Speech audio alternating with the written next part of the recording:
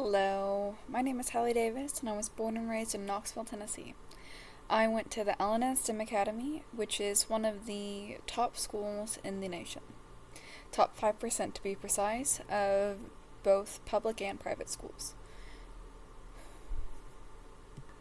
Something that many people need to be reminded of is the fact that gender and sexuality are not linear, and they are very intertwined, and one has a relationship with the other, and people need to be more accepting of that.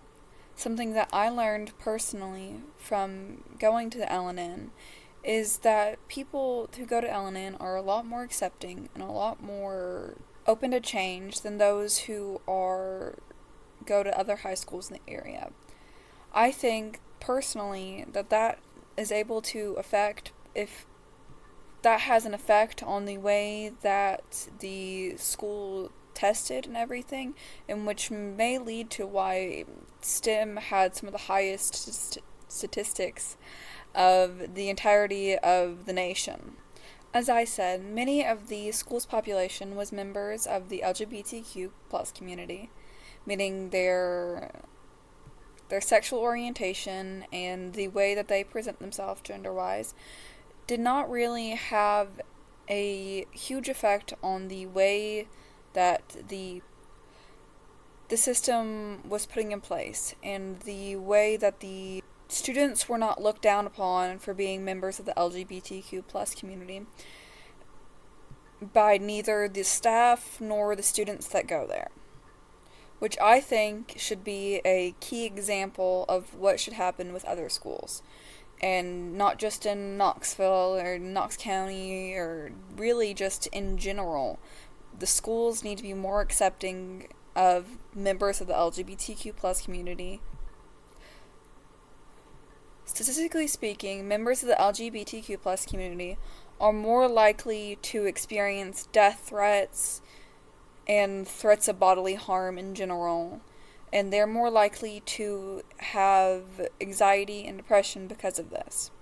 I know personally in the mental health care field, there really is not enough research into the way that anyone other than a cisgender white straight man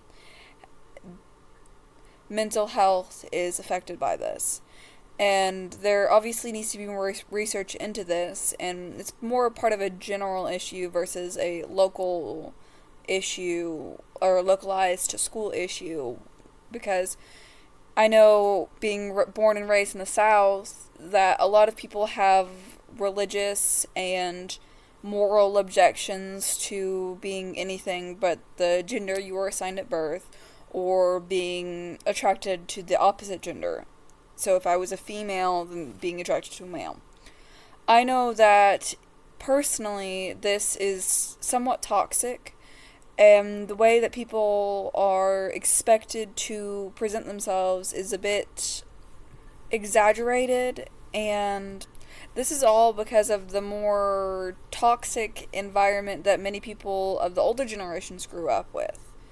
And for example, in the South specifically, a lot of places are still using shock therapy and conversion therapy as acceptable things to do to members of the LGBTQ plus community, which is horrific.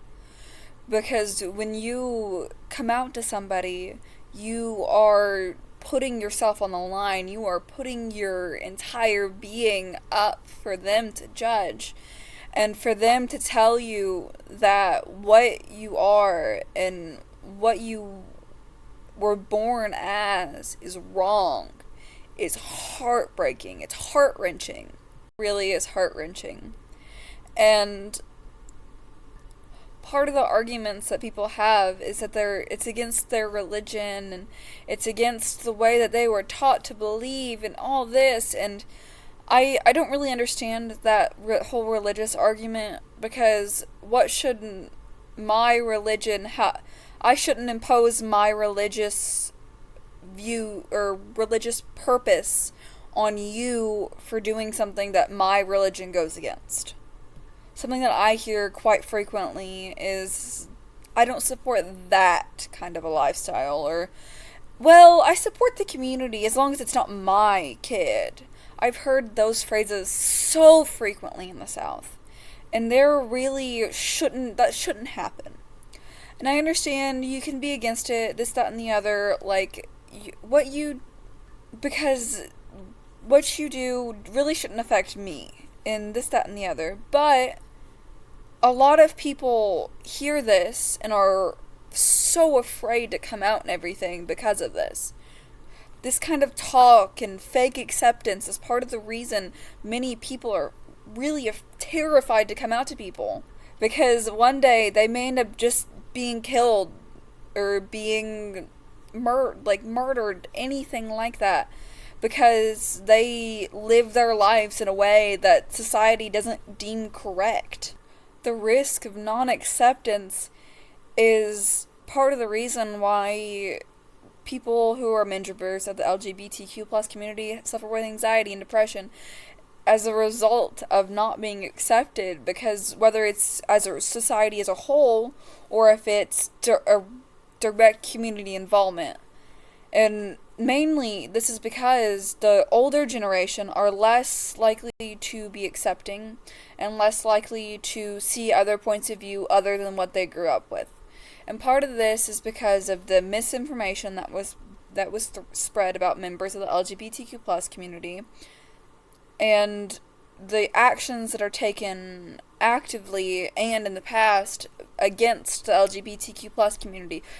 For example, over in Florida, they are passing a bill that limits on what can be said about sexual orientation and gender identity, which has huge ramifications for what can happen in other states once this bill is passed.